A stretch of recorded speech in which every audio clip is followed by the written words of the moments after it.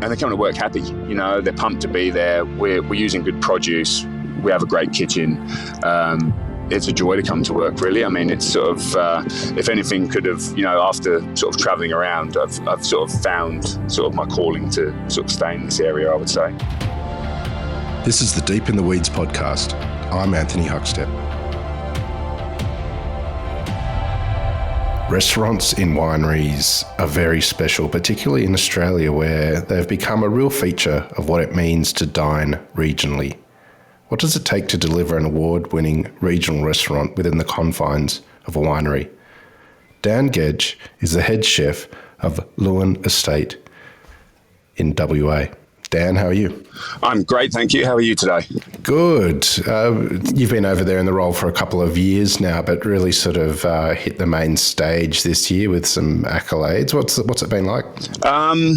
It's. I guess it's like everything in life. Sometimes it all sort of seems to be happening at once. But I came over. I've been in Australia for almost 11 years. At Leeuwin Estate now for almost 5. And it's an amazing place to work, but it just sort of feels really in the last couple of years that, for me and the team, we've sort of really gelled, I think.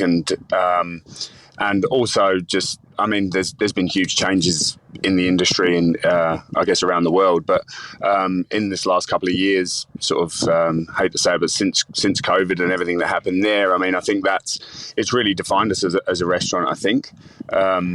And the last couple of years have been incredible. Take us through winning the award. What did it feel like being named Chef of the Year? It was a surprise, really. A lot of people said to me, "Oh, you must have had some sort of idea," but I really didn't. So it was. At one point there was a request for a picture or whatever it was, but a few of my friends had the same sort of request, so I didn't want to sort of look too much into it or manifest something that might not sort of be there. So we didn't really think, we just so I went along with my wife and some of the kitchen team and front of house team and stuff, and we're having a great time, sort of sitting through the award ceremony, and just sort of fingers crossed really that the restaurant may sort of climb the ladder a little, or and then for just sort of the moment where they're introducing the sort of regional chef of the year, and they start talking about a British chef and someone that seafood cookery and working for Stein and stuff, and it still wasn't really clicking with me, until a few people behind me, like my wife, started grabbing my neck, and a few people started poking me and stuff, and I was like, oh right, okay, I think he's actually talking about me. I'd prepared no speech whatsoever. So it was, I had to just sort of get up there and wing it. And, it was pretty emotional, actually, because I didn't sort of see it coming.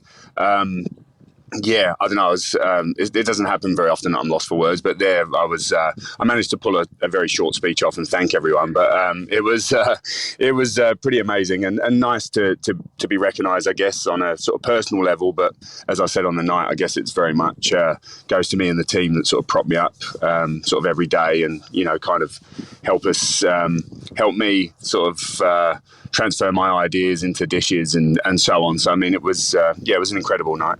Tell us a bit about the restaurant and Margaret River too, and the region and how you connect with the producers.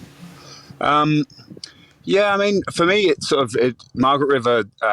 From the day that I arrived, it reminds me, or still does remind me, very much of sort of the Cornwell coast. Very rugged and sort of small town, and surfing and all the things that go with it. Obviously, a lot warmer and there's lots of differences. But sort of being close to the coast for me was very much a draw card in coming. I love seafood cookery, and first and foremost when I arrived, it was to tick boxes. Sort of the wine country, the caliber of the restaurants, the seafood, the produce. So for us at the restaurant at Leeuwin, I guess working within a winery is it's very different as a chef. And I think first of all, it took me a while to sort of understand, wine is at the forefront of everything we do, and rightly so. Leeuwin Estate is an incredible place built by the Horgan family, which, it's all about wine. The restaurant came after, and, our job, my job and the team's is to create food which matches perfectly to the wine and actually showcases the wine in its best possible form, each year, which is obviously it's an ever-changing evolution. So we start our sort of creative process, very different to other chefs, I suppose. Whereas we start, we put the bottles of wine in front of us first, and this is what we've got to do. We taste, and then it's what's in season. Rarely do we start with a protein. I mean, sometimes in other restaurants I've worked, we're like, I've got an idea for a duck dish. Let's just get it on, and then you go through the wine list, or the sommelier goes through a huge cellar, and there's guaranteed a few bottles that can 100% go well with the dish you've created, no matter what. With us, it's a bit more restrictive, but also kind of makes you have to be a bit more creative sometimes. The wine. I'm very lucky to work for an estate there where the wines are are amazing. So we start the creative process that way. We work with Tim Lovett, who's our head winemaker, who's incredible, does magic out there, and so for us we start that way, and we have to get it right. There's a certain amount of wines that we produce, and each year the job is to not sort of get it so it's an okay match. It needs to be spot on. So we start with the wine, then the veg in season, and then we try and match it if it needs a protein or it doesn't. That's kind of the way that we work. So it's a very interesting process. Has the process changed the way you cook? I would say yes. I think it's just the more, I've been there 5 years now, and it's sort of, every time that we taste the Chardonnay, for example, it's, my mind is drawn to a certain place. I mean, generally, I think the winery has changed the way I cook, and I think also, the country. I mean, it was a learning curve moving to Australia from the UK, where at the time, before I moved here, I was head chef of a place where we went sort of hardcore into the British cookery and Fergus Henderson style, nose to tail and all that. And sort of coming here, it was nice to take a step back out of the head chef role and really sort of try and learn about. I've been around Australia a bit, but what people, how they eat and what they like to eat and so on. And obviously I like to showcase the way that I cook to people, but it's also about trying to read your customer base sometime, I think. And I think at the winery, it's very not reading your sort of customer base, but understanding the reason that they're coming. They're there first and foremost to try the wines and experience the estate. So in the experience that we're creating, I mean, again, the way that I cook now is very wine focused, I would say. As soon as I taste a certain ingredient, or it's a certain time of year with a stone fruit or whatever it may be, or macadamia nuts, I'm immediately thinking of Chardonnay, or with some sort of Asian flavour with some raw fish or scallop. I'm drawn to our Riesling, or so it certainly has changed the way that I cook. That's for sure. You're originally from the UK. Whereabouts did you grow up, and what sort of role did food play in your youth? Well, I guess for me it was a funny one, really, because no one in my family was involved in food at all. So I grew up in London, working class sort of Cockney family living in the East End of London. Food was very simple. My parents separated quite early, and I spent a lot of time either at my grandma's or living at my grandma's. And my mum was one of 7, so it was a very busy house as a kid. Pretty much the only time that sort of people really got together around a table, if possible, because there were so many people, was on a Sunday. And food for me as a kid, food seemed more of a necessity than a sort of an occasion thing, really. My grandma always had, I guess when you're feeding all of her kids that, although they'd moved out, were still there eating every day, it seemed, my uncles, and it could be their partners or friends, or so. Traditionally in my grandma's house, you'd probably find either almost an Irish style beef stew, regardless of time of year, sort of like a cauldron just cooking away on the stove there, with probably 5 or 6 loaves of bread next to it for people just to come in and and eat and fill their stomach. It was really like that. And it's funny, I laugh about it sometimes. I'm pretty sure sometimes that cauldron stayed on the stove for 2 or 3 days and just got warmed up. It never went in the fridge. I don't know how some of us survive now, and I look at kind of like basic food hygiene over the years, but we're all still here.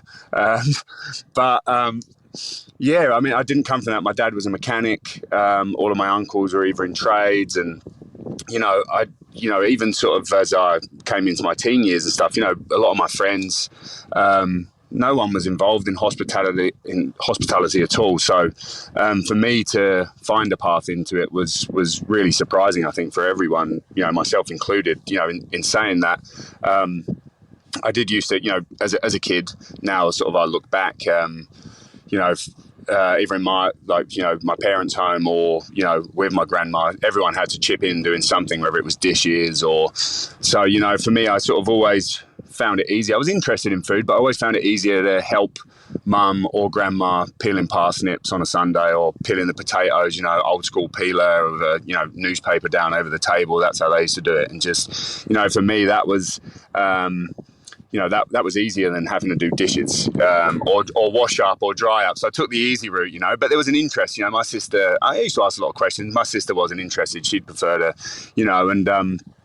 so when I look back now, I sort of think, well, there was a bit of an interest. And, as a teen, moving out of my mum's place quite sort of early and going to live with my dad somewhere else, he wasn't much of a cook, he's pretty much a toast man, or sort of, just go out and grab something. Like, really, it was, so I learned to cook a little, and I'd say sort of I could look after myself. I was interested enough, and I was hungry enough. I mean, as a kid, there was always a common joke from me, from being really young to even in my teens, of just eating a ridiculous amount of food. Like, I probably should have been twice the size of what I am, but it was just a common question, do your family feed you? Have you got worms? Have you got hollow legs or whatever? I was just had an insatiable appetite. So it was, if food was good, I would eat it, and then I'd be sort of eyeing up what everyone else wasn't eating, or, I just ate and ate. There was obviously a spark there somewhere, which was good. Where did you start your career as a chef? Well, I started. Again, it's complete surprise, really. I moved from London. I was pretty sort of rough upbringing around there, and sort of growing up. And I had an uncle that was living in Cornwall, and when I was 16, I went to visit. Loved it. Had a great few weeks in the summer. Came back to London. Was nothing was happening. I'd sort of dropped out of school a bit early and tried to do a couple of different things. It wasn't really working, so I had no direction. I didn't know what I was doing.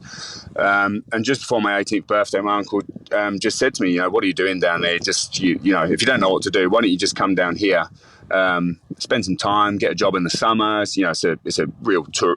Cornwall's a sort of very touristy destination, so very seasonal, summertime jobs. And it was like, come and have some fun, get a simple job, and there's a spare room at the house and so on. So I went down there just to go and, spend a summer. So I landed up arriving at Rick Stein's restaurant for a kitchen hand job, for washing dishes. And I've said this to Rick before. I had no idea who Rick Stein was at the time, although he had a TV show, a couple of books, a few restaurants, and all this stuff happening around this town. I had no idea. At that time in my life, again, as I said, cooking shows there wasn't a huge thing on the TV. None of my friends were into that. We wasn't foodies in any way, like a foodie family. So sort of moving to that restaurant, I had no idea who he was.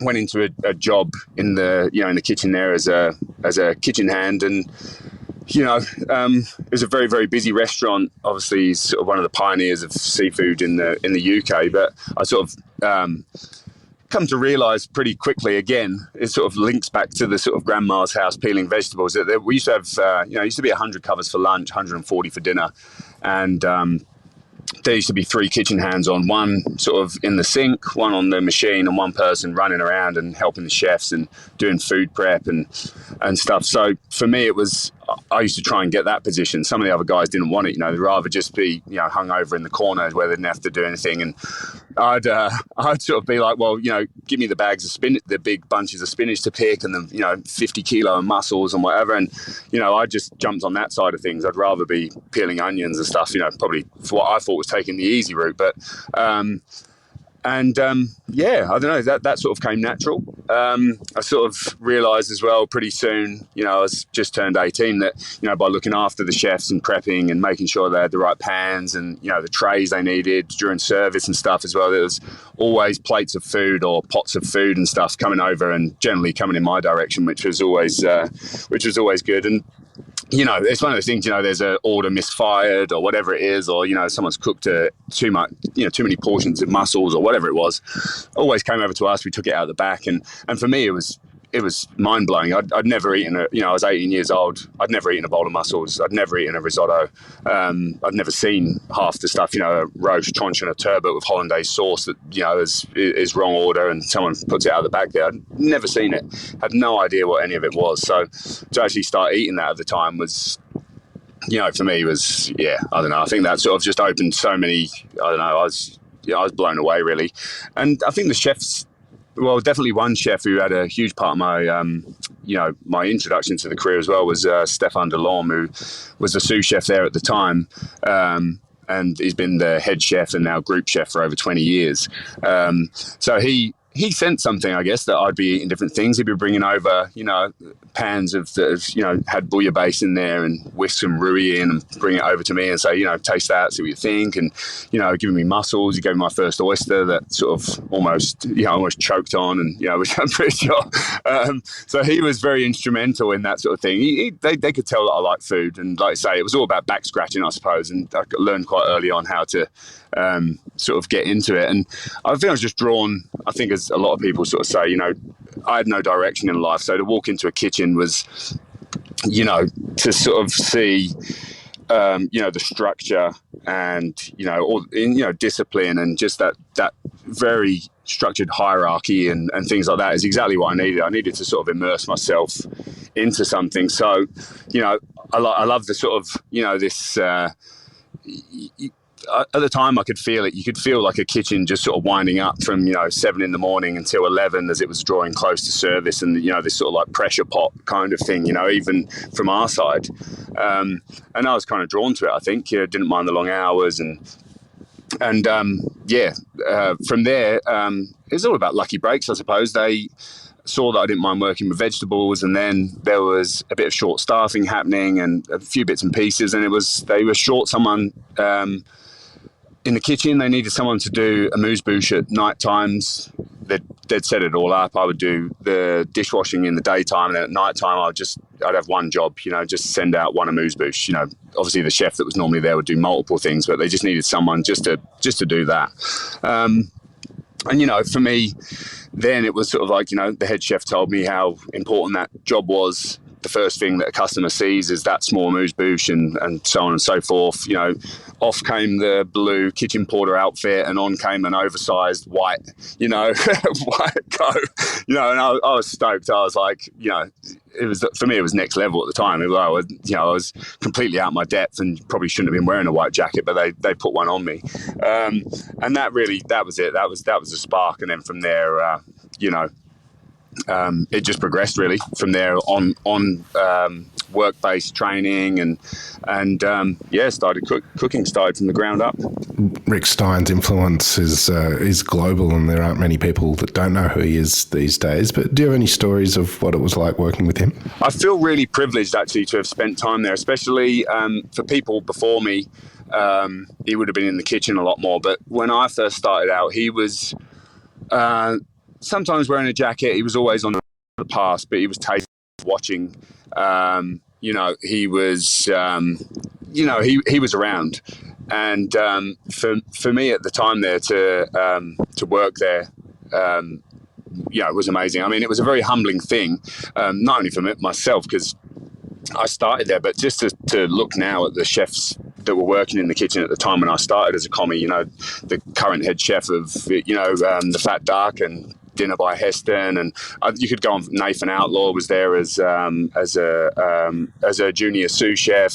You know, the caliber in the kitchen was amazing, and for me to sort of just be, you know, a commie in there at the time of, you know, just, you know, as a dishwasher a few weeks before, and suddenly you're surrounded by all these guys was, you know, it was pretty inspiring and also terrifying. You know, I kind of realised how quickly I had to to start moving and get up there with these guys, really. But working with Rick, I mean, for everyone that came into that kitchen, I think you could see chefs that come from great backgrounds come in to work for Rick, and they were there for a year or two from all over the world, Australians particularly, when I first started.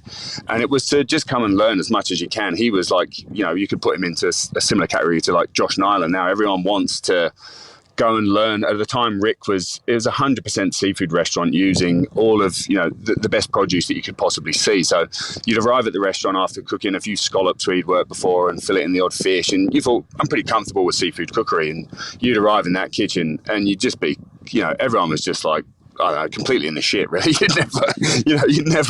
You'd never seen the amount of produce that used to come through that door whole. The amount that we used to spend every day. But langoustines from Scotland and gooseneck barnacles coming from Spain, and there was a thing at the time that Rick, he'd built his business by supporting local fishermen, and it was kind of like, within reason, if these certain guys come into the kitchen back door, they're licensed boats, but if they come in and say, right, we've got all this sea bass and they've just caught it, you take it. You take that. Regardless. So it could be 11 o'clock at night and you'd hear a couple of guys coming down the back stairs, and there'd be these guys with 150 kilo of crabs and lobster and stuff that would need to be packed away, but you took it. The restaurant was that busy that you turned that over in a couple of days. So it was it was insane. I think for Rick as well. I mean, I got funny stories with Rick as well. I mean, he is, as you see, I mean, if you've seen any of Rick cooking on the TV, I mean, everyone's like, how was he to work for? Is he like that, or is that his sort of TV thing? But that's him. He's 100% genuine, incredible palate. I don't know, just working for him was a privilege, really. I have to say, one funny story that I've got of him would be, he was never really one of those angry chefs, although I've seen him have his moments. But there was one time when he was on the pass, and we're cooking, Friday night service, 140 covers. The menu's huge, heaps of chefs, 15, 16 chefs on the service. He's tasted a sauce on the pass. We used to do, you could have crab in 3 ways: Singapore chili crab, boiled with mayo, like different things. Anyway, tasted a sauce, was extremely unhappy with it, and then made everyone in the kitchen stop. So like at 8 p.m, everyone stopped. He took his jacket off, like he's wearing like a pink Ralph Lauren shirt underneath or so, and wandered into the kitchen, and he's like, right, everyone stop, get around this bench now. So made a whole kitchen team watch him cook a Singapore chili crab from scratch, which took about 10 minutes. Obviously the prep was there, but by the time he got everything together, at this time the docket machines are screaming, just like unloading with, everyone's like, but he's like, I want focus from everyone right now. So we all watch. He cooks it, pours it into a bowl. We watch how it is. Everyone has to taste it, and then we go back to work. So I was like, for me, that stands out as like one of the, as I said to everyone in the kitchen, can you ever think of a more memorable Singapore chili crab than that? I don't know. It's like it was such a moment. You got some recognition and made a name for yourself with custard dining rooms. What was that like? Well, that was for me. I mean, I kind of made a thing, sort of climbing up through, sort of at Stein's. I mean, it was a bit of a whirlwind, really. I guess I went from, being a commis chef to senior sous chef of the restaurant in, under 8 years, and I just made it a thing that I wanted to. I had a look at. The industry and the people around me. And I always felt that I was somewhat behind because, I'd started at 18, 19. And I just made it a mission to try and be a head chef by the time I was 30. So, I mean, within the restaurant there, I always chased the next person's job, really. I looked, as a commis chef, I looked at, the demi chef, what are they doing that I'm not? How can I get there? What can I do? And then just to make it the natural, if someone left, I'd be the natural replacement. And it went on like that until senior sous chef. And then, the thing I found working for Stein's, which, at the time I felt sort of quite restricted. I think I sort of had a creative side that wanted to come out, but obviously customers are coming there to eat Rick's food and not mine. So you very much stick to Rick's recipes and Rick's things. So I sort of got to a point there where I felt confident. I was running the kitchen. It was probably too early, but there was an opportunity to come and run a restaurant, which would be the complete opposite, British food, you know, and do something a bit different. So I jumped at it,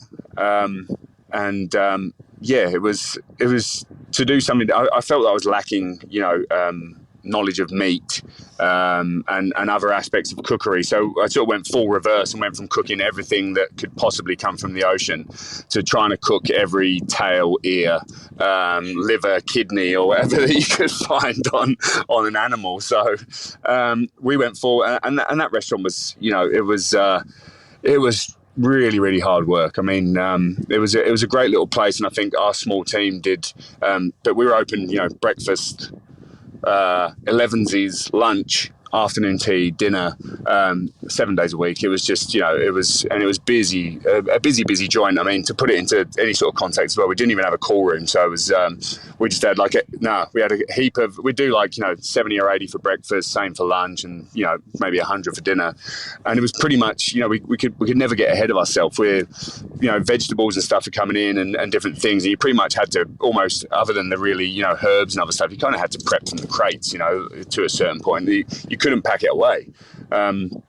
So, you know, it was, and we were just, you know, working day by day. So in there first thing in the morning, just trying to get through these prep lists. And yeah, it was pretty intense. I mean, I think we did some very good food. Like I say, we managed to get rosettes, and, you know, we got sort of recognised in the, which was quite nice, you know, we never got a Michelin star or anything like that, but we got mentioned in the guides like Harden's and in the Michelin guide and stuff like that, which for me was, considering the size of the team and how we were working, for me was, felt like a huge achievement.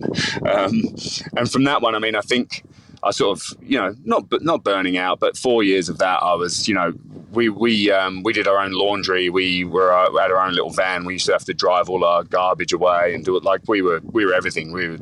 I was the head chef, and, you know, my partner at the time was a restaurant manager, and we ran it from start to finish, you know. And I think for me, it was one of the sort of main reasons I came to Australia, to be honest, is I sort of finished there and I thought, you know, I'm 30 years old. This is the last opportunity I've got to possibly get to Australia, and I need to look at something else, not another industry, but I need to, you know, almost, I wanted to come and drop back a little bit and actually start learning again. You know, after being a first head chef, you feel, obviously you are very much responsible for everything and being the teacher to everyone around you. So I was quite happy to come and do something else and sort of get out the UK for a bit. Why Australia? Well, I'd visited once before, years ago. Just I'd been to Thailand, and then I came over and visited a friend in Sydney for a couple of weeks, and I really liked it, you know. And I'd worked with a lot of Australians over the years, and Cornwell was full of Aussies years ago, you know, when the pound was a lot stronger and so on. I'd always made it a thing that I travelled a bit, as you know, around the world, and I'd always sort of thought I'd love to go and do a year in Australia. And every year there was always something else coming up, and then there was the cutoff point. You know, you couldn't get a working holiday visa after you were 30 years of age. So at the time there, I'd separated with my partner. We'd just sold a house. I had money in the bank, had finished the job, and I was like, you know, what am I going to do? I was almost going to go and take another job somewhere, head chef or this or that. And in the end, I just thought, now's the time to do it. You know, there's no ties, you know, so I just put all my stuff into storage and, you know, sort of came over here for a year, which has turned into 11.